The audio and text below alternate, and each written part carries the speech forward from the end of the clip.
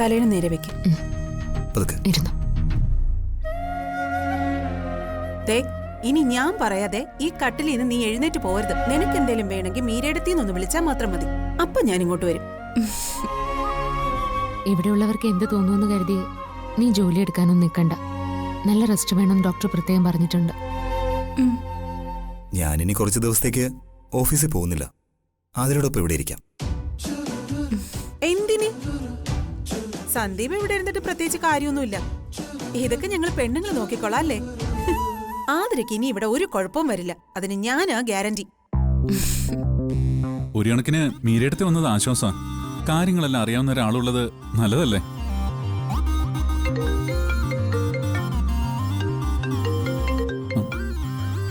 Hello.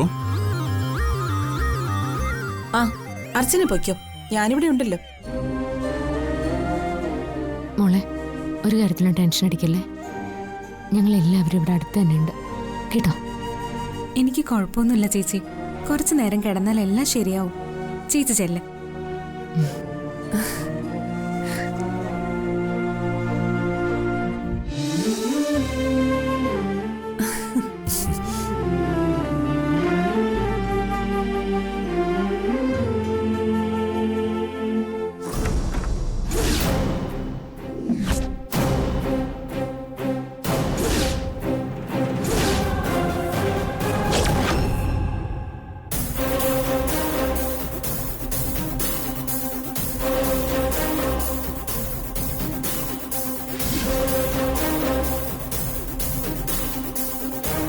സംശയിക്കണ്ട, ഇത് നിന്റെ മുറി തന്നെയാ.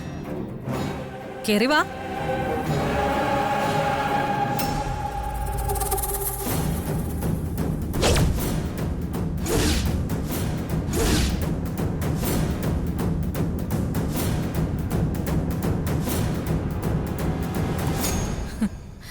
അനുവാദം ഇല്ലാതെ ഈ മുറിയിൽ കയറുന്നവരെയൊക്കെ നീ തല്ലാറാണല്ലോ പതിവ്. എന്നെ തല്ലണം തോന്നുന്നുണ്ടോ? അവന്തിക എന്ന എനിക്ക് ഈ വീട്ടിലെ ഏത് മുറിയിലും ഏത് സമയത്തും കയറി ചെല്ലാം. നിങ്ങൾ നിങ്ങളുടെ മിടുക്ക് കാണിക്കാനാണോ ഇവിടെ കയറിയിരിക്കുന്നത്? അത് പറഞ്ഞും കൂടി അറിയിക്കാനാണെങ്കിൽ കേൾക്കാൻ എനിക്ക് സമയമില്ല. ഞാൻ എന്റെ മിടുക്കിനെ കുറിച്ച് പറയുന്നതല്ലേ ഉള്ളൂ. നീ കാണിച്ചോണ്ടിരിക്കുകയാണല്ലോ. മനസ്സിലായില്ല? നീ നിന്റെ മിടുക്ക് കാണിച്ചതുകൊണ്ടാണല്ലോ അപ്പുറത്തെ മുറിയിൽ നിന്റെ അനിയത്തി വെട്ടിയിട്ടതുപോലെ കിടക്കുന്നത്. നീ എന്തിനടി ആ പാവം പെൺകുട്ടിയെ തള്ളിയിട്ടത്? നീ എന്തിനാ നിന്റെ സ്വന്തം അനിയത്തിയെ സ്റ്റെപ്പിൽ നിന്ന് തള്ളിയിട്ടതെന്ന്? ഞാൻ തള്ളിയിടുന്ന നിങ്ങൾ കണ്ടോ? അതിനിപ്പോ കാണുന്നുണ്ടോ? ഏതൊരാൾക്കും ആലോചിച്ചാൽ മനസ്സിലാക്കാവുന്ന കാര്യമല്ലേ ഉള്ളൂ. വിവാഹം കഴിഞ്ഞ് ഇതുവരെ കുഞ്ഞുങ്ങളാകാത്ത നിനക്ക് ഗർഭിണിയായ ആതിരയുടെ അസൂയ. ഇവിടുത്തെ അച്ഛന്റെ പ്രിയപ്പെട്ട മരുമോളെന്നുള്ള സ്ഥാനം ആതിരയ്ക്ക് കിട്ടുമെന്നുള്ള ഭയം. ഒരു മുത്തശ്ശനാവണം എന്നുള്ള സേതുമാധവന്റെ ആഗ്രഹം സഫലീകരിക്കാൻ പോകുന്നത് ആതിരയിലൂടെയല്ലേ? സ്വാഭാവികമായിട്ടും നിന്നേക്കാൾ കൂടുതൽ ഇഷ്ടം അങ്ങേർക്ക് ആതിരയോടായിരിക്കും. നിനക്ക് ഇന്നലെ വരെ കിട്ടിക്കൊണ്ടിരുന്ന സ്നേഹവും വാത്സല്യവും ഒരളവിൽ കൂടുതൽ ആതിരയ്ക്ക് കിട്ടും എന്നായപ്പോ നീ തീരുമാനിച്ചു ആതിരയുടെ വയറ്റിൽ കിടക്കുന്ന കുഞ്ഞിനെ അങ്ങ് ഇല്ലാതാക്കണമെന്ന്. ഈ വീട്ടിലെല്ലാരും അഭിമാനത്തോടെ പറയുന്ന സച്ചി അർച്ചന എന്ന പേരുകൾ മാറി സന്ദീപ് ആതിര എന്ന് പറഞ്ഞു തുടങ്ങിയപ്പോ സ്വന്തം രക്തമായ അനിയത്തിയോട് തന്നെ നിനക്ക് പക.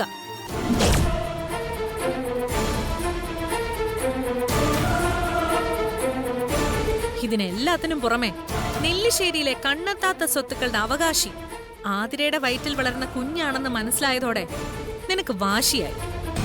അനിയത്തിയുടെ ഇഷ്ടത്തിനോടൊപ്പം നിന്നപ്പോഴും രഹസ്യമായി അവളെ വിവാഹം കഴിപ്പിച്ചു കൊടുത്തപ്പോഴും ഇങ്ങനൊരു പണി കിട്ടുമെന്ന് നീ സ്വപ്നത്തിൽ പോലും വിചാരിച്ചില്ല അല്ലേ?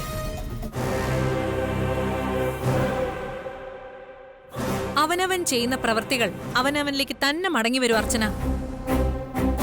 നീ ആതിരെ തോൽപ്പിക്കേണ്ടത് സ്റ്റെപ്പിൽ സോപ്പുകൾ ഒഴിച്ച് അവളെ തള്ളിയിട്ട് ആഘോഷം നടത്തിയിട്ടല്ല. നീ ഒരു കുഞ്ഞിനെ പ്രസവിക്ക്, എന്നിട്ട് നീ ഒരു അമ്മയാവ്. അല്ലാതെ ആ ഫ്രസ്ട്രേഷൻ തീർക്കേണ്ടത് ഇത്തരം ചീപ്പ് പരിപാടികൾ ഒപ്പിച്ചിട്ടല്ല. നീയും ആതിരയും കമലേടത്തിയുടെ മക്കളാ. കുറെ സ്വത്തിനും ഇവിടെ ഉള്ളവരുടെ സ്നേഹം പിടിച്ചു പറ്റാനും വേണ്ടി ഇങ്ങനൊരു നിലവാരത്തിലേക്ക് നീ വീണ്ടും പോവരുത്. എനിക്ക് ഇതൊന്നും നിന്നോട് പറയേണ്ട കാര്യമൊന്നുമില്ല. നിങ്ങൾ ചേച്ചി അനിയത്തിയും കൂടെ തമ്മിലടിക്കുന്നുണ്ട് ഒരു മൂലയിൽ മാറിയിരുന്നാ മതി. പിന്നെ ഇവിടെ വന്നിത് പറഞ്ഞത് ആതിരയുടെ കുഞ്ഞ് ഈ കുടുംബത്തിന് അവകാശിയാ എന്ന് പറഞ്ഞാൽ എന്നെ അടക്കം നാളെ ഭരിക്കാനുള്ള കുഞ്ഞ്. അതിന് കേടുപാട് വരുന്നതൊന്നും എന്നെ കൊണ്ട് കണ്ടു നിൽക്കാൻ പറ്റില്ല. ഇപ്പോ അവൾ എന്റെ അനിയത്തി എന്നുള്ളതിനപ്പുറം എന്റെ അനിയന്റെ ഭാര്യയാ, സേതുമാധവന്റെ മരുമകൾ. അതുകൊണ്ട് ഇമ്മാതിരിയുള്ള നിന്റെ വേലകളൊന്നും ഇനി അവളുടെ അടുത്ത് ഇറക്കരുത്. ഞാൻ പറഞ്ഞില്ലാന്ന് വേണ്ട.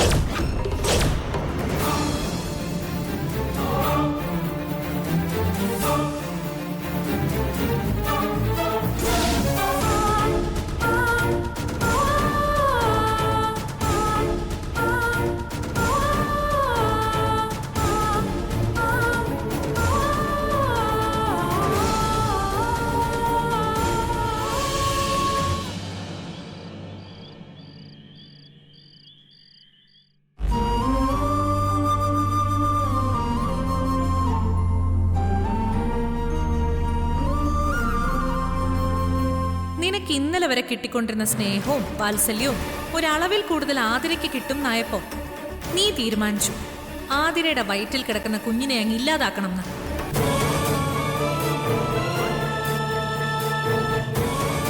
നീ ആതിരയെ തോൽപ്പിക്കേണ്ടത് സ്റ്റെപ്പിൽ സോപ്പുകൾ ഒഴിച്ച് അവളെ തള്ളിയിട്ട് ആഘോഷം നടത്തിയിട്ടല്ല.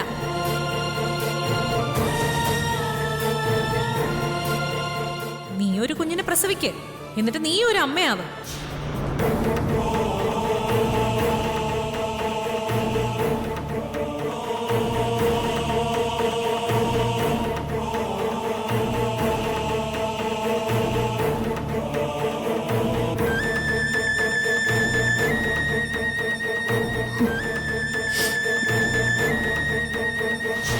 എടോ, ഇതുവരെ തന്റെ സങ്കടവും വിഷമമൊന്നും മാറിയില്ലേ?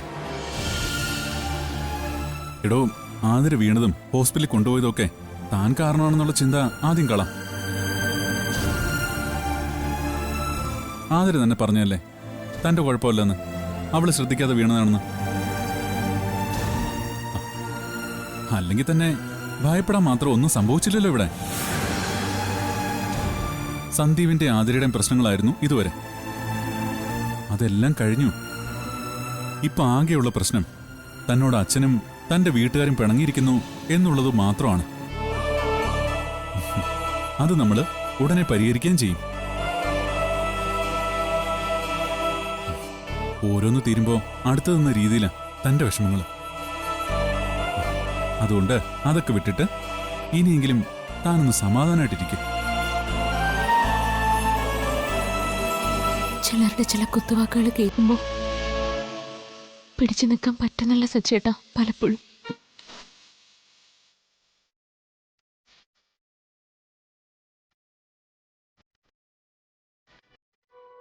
എനിക്കൊരിക്കലും സച്ചേട്ടൻ ഇപ്പൊ പറഞ്ഞ സമാധാനം കിട്ടുമെന്ന് ഒരുറപ്പുമില്ല. എടോ, അതിനൊന്നും ഒരു കുഴപ്പമില്ല. എല്ലാം തന്റെ ആലോചന ഉണ്ടാവുന്നതാണ്. ഞാൻ കാരണം സച്ചേട്ടന് സമാധാനം കിട്ടുന്നില്ല അല്ലേ? എന്നാണ് ഞാൻ പറഞ്ഞതിന്റെ അർത്ഥം? എടോ, ഈ സന്തോഷം സമാധാനമൊക്കെ ആരും നമ്മുടെ പുറകെ കൊണ്ടുവന്ന് നടന്നു തരില്ല. അതൊക്കെ നമ്മൾ സ്വയം കണ്ടെത്തിയാലേ നമുക്ക് മുന്നോട്ട് ജീവിക്കാൻ പറ്റൂ. നമുക്കെപ്പോഴും ദുരന്തങ്ങളും പ്രയാസങ്ങളും മാത്രമാണെന്ന് നമ്മൾ തന്നെ കരുതിയാല് അത് മാത്രമേ നമുക്ക് കിട്ടൂ. എന്തു വന്നാലും നമ്മൾ സന്തോഷത്തിലായിരിക്കുമെന്ന് തീരുമാനിച്ചാൽ ഇനി ആകാശം ഇടിഞ്ഞു വീണാലും നമ്മളെ നിരാശപ്പെടുത്താൻ കഴിയില്ല. മനസ്സിലായോ? മനസ്സിലായി. എന്ത് പ്രശ്നമുണ്ടെങ്കിലും വേഗം അത് പരിഹരിക്കണം. ആരെങ്കിലും തന്നോട് എന്തെങ്കിലും പറഞ്ഞാല് അതിന് അതേപടി മറുപടി കൊടുക്കണം. അതിനൊക്കെയുള്ള സ്വാതന്ത്ര്യം തനിക്കിവിടെ ഉണ്ടല്ലോ. പിന്നെന്താ? എന്നാ ഇപ്പോ ഉള്ള എൻ്റെ ഒരു പ്രശ്നം ഞാൻ പറയട്ടെ, പരിഹരിച്ചു തരുമോ? എപ്പ പരിഹരിച്ചു എന്ന് ചോദിച്ചാ മതി. വേഗം പറഞ്ഞു. അത് അത് വേറൊന്നുമല്ല.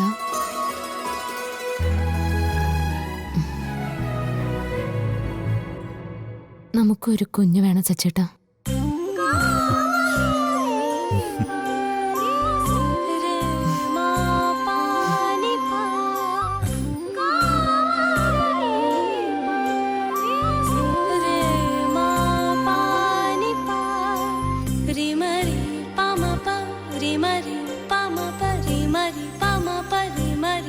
വിവാഹം കഴിഞ്ഞിട്ട് ഇത്രയും നാളായില്ലേ, ഇനി നമുക്കും അതിനെപ്പറ്റി ആലോചിക്കാം. ഇത് ശരിക്കും ഞാൻ അങ്ങോട്ട് പറയാതിരിക്കായിരുന്നു. ഓരോരോ പ്രശ്നങ്ങൾ കാരണം ഇത്രയും നാള് നമ്മൾ നീട്ടിക്കൊണ്ടുപോയി. ഇപ്പം നമ്മുടെ മുമ്പില് മറ്റു പ്രശ്നങ്ങളൊന്നുമില്ല. ഇനി ഒരു കുഞ്ഞൊക്കെയായി നമുക്ക് നമ്മുടെ ജീവിതം ജീവിക്കണം. അതെ, എനിക്ക് സച്ചേട്ടനുള്ളൊരു കുഞ്ഞ് ആലോചിക്കുമ്പോ തന്നെ എത്ര സന്തോഷ. എന്നാ ഇനി അധികകാലം താൻ ആലോചിച്ച് സന്തോഷിക്കണ്ട, അനുഭവിച്ച് സന്തോഷിച്ചാ മതി. ഉടനെ നമുക്കിടയിലേക്ക് ഒരു കുഞ്ഞു വരും. മാസങ്ങളുടെ വ്യത്യാസത്തിൽ താനും ആതിരയും അമ്മയാവും. ഈ വീട്ടിൽ അങ്ങനെ 2 പിള്ളേരുടെ കരച്ചിലും ചിരിയും കുസൃതികളും ഒക്കെ. ആഹാ, ഇത്രയൊക്കെ മനസ്സിലുണ്ടായിരുന്നോ? ഇത്രയും മാത്രമല്ല, പല വമ്പൻ പ്ലാനിങ്ങും എന്റെ മനസ്സിലുണ്ട്. നമുക്ക് ഓരോന്നോരോന്നായി ആ സമയത്ത് പുറത്തെടുക്കാം. മതി മതി, ഞാൻ പോയി കഴിക്കാൻ എന്തെങ്കിലും എടുത്തു വയ്ക്കാം. ശരി.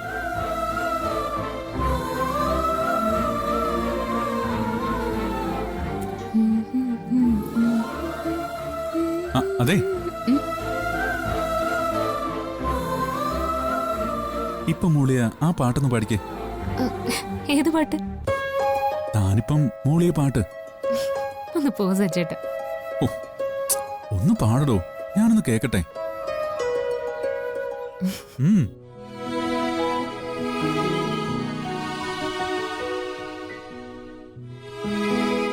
ആദ്യത്തെ കൺമണി ആണായിരിക്കണം, ആരുമേ കണ്ടാൽ കൊതിക്കണം അവൻ.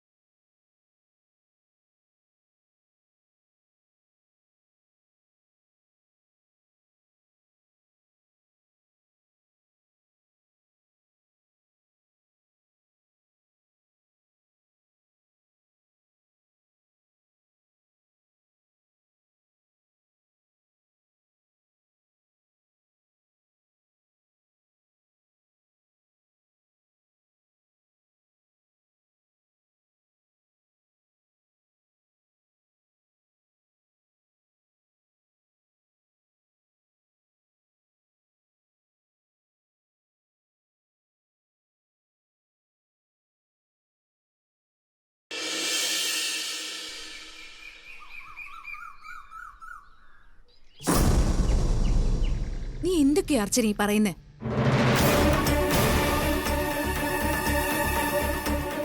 നമുക്ക് അത്രയും ഉപകാരമുള്ള ആ ഡയറി നഷ്ടപ്പെടുത്താന്ന് പറഞ്ഞ?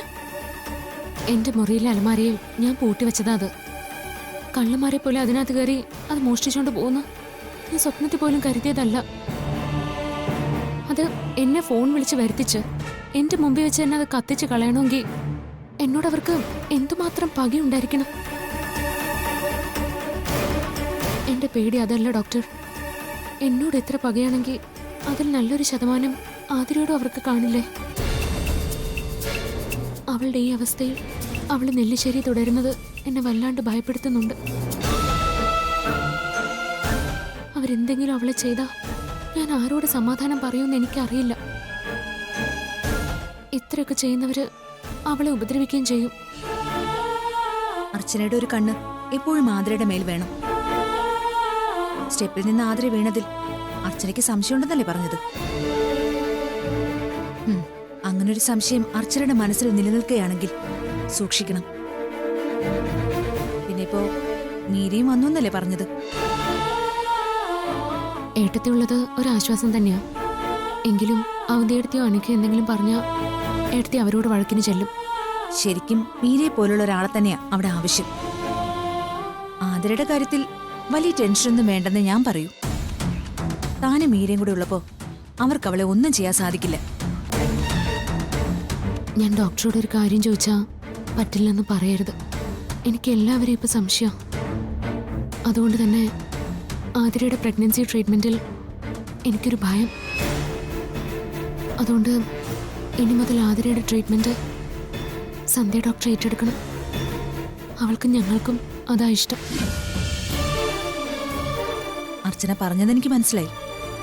അവന്തിക ഇപ്പൊ നോക്കുന്ന ഡോക്ടറെ വശത്താക്കി ആതിരയെ അപകടപ്പെടുത്തുമെന്ന് അർച്ചന പേടിക്കുന്നുണ്ട് അല്ലേ?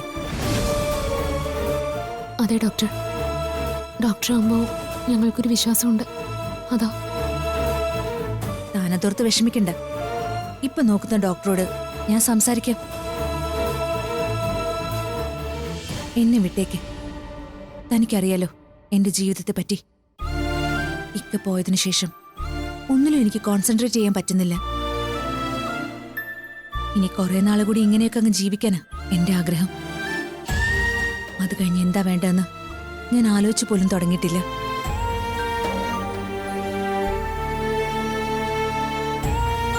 താൻ ധൈര്യമായിട്ടിരിക്കെ.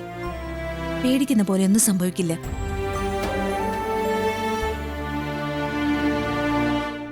ഇപ്പൊ നമ്മുടെ പ്രശ്നം അതൊന്നുമല്ല. അവന്തിക നമുക്ക് നേരെ എന്തെങ്കിലും ചെയ്താ പ്രതിരോധിക്കാൻ നമ്മുടെ കയ്യിൽ ഒന്നും ഇല്ല എന്നുള്ളതാണ്. അവസാനത്തെ പിടിവള്ളിയായിരുന്നു ആ ഡയറി. ഇപ്പൊ അതുമില്ല. നമ്മളുള്ള കാലം അത്രയും ഇങ്ങനെ അപ്പപ്പുള്ള പ്രശ്നങ്ങൾ പരിഹരിച്ച് മുന്നോട്ട് പോയാൽ മതിയോ? അവന്തിക എന്തെങ്കിലും പ്രശ്നം ഉണ്ടാക്കുന്നു, നമ്മളത് തടയുന്നു. നമ്മളെന്തെങ്കിലും ചെയ്യാൻ ഒരുങ്ങുമ്പോ അവന്തിക അത് പ്രശ്നത്തിലേക്ക് എത്തിക്കുന്നു. അവന്തിക നമ്മൾ രണ്ടുപേരോടും പറഞ്ഞത് നെല്ലിശ്ശേരി വീടിന്റെ അടിത്തറ ഇളക്കുന്നതും അവിടെ ഉള്ളവരെ കൊല്ലുന്നതുമാണ് അവളുടെ ജീവിതാഭിലാഷമെന്ന്. അവസാനമായിട്ട് പറഞ്ഞത് അന്ന് എന്റെ വീട്ടിൽ അനക്കയുടെ വിവാഹം ക്ഷണിക്കാമെന്ന ദിവസം. അർച്ചന എപ്പോഴെങ്കിലും അതിനെക്കുറിച്ച് ആലോചിച്ചിട്ടുണ്ടോ? അവന്തിക എന്ത് കാരണം കൊണ്ടാണ് നെല്ലിശ്ശേരിയെ തകർക്കാൻ ഇറങ്ങിയിരിക്കുന്നതെന്ന് അർച്ചനയ്ക്കറിയോ? എനിക്കറിയില്ല. പലതവണ പറഞ്ഞിട്ടുണ്ടെങ്കിലും എന്നോട് അതേപ്പറ്റിയൊന്നും ഓപ്പണായി പറഞ്ഞിട്ടില്ല. എന്തായാലും എന്തോ വലിയ പ്രശ്നം മുമ്പേ നടന്നു എന്ന് ഉറപ്പാ. അല്ലെങ്കിൽ ഇത്രയും പകയായിട്ട് അവര് നടക്കുമോ? അതെ, അത് വേണം നമ്മൾ ഇനി ആദ്യം കണ്ടുപിടിക്കാൻ. നെല്ലിശ്ശേരിയിലുള്ളവർ മുഖാന്തരം അവന്തികയ്ക്ക് എന്താണ് പറ്റിയത്? അവന്തികയുടെ ജീവിതത്തെ തകർത്ത് എന്തെങ്കിലും മുൻപേ ഉണ്ടായിട്ടുണ്ടോ?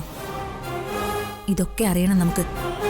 അങ്ങനെ അതൊക്കെ അന്വേഷിച്ച് പോകുമ്പോൾ അവൻ്റെ അടുത്തേക്ക് പൊറുക്കാൻ പറ്റാത്ത എന്തെങ്കിലും അച്ഛനോ മറ്റാരെങ്കിലോ ചെയ്തിട്ടുണ്ടെങ്കിലോ?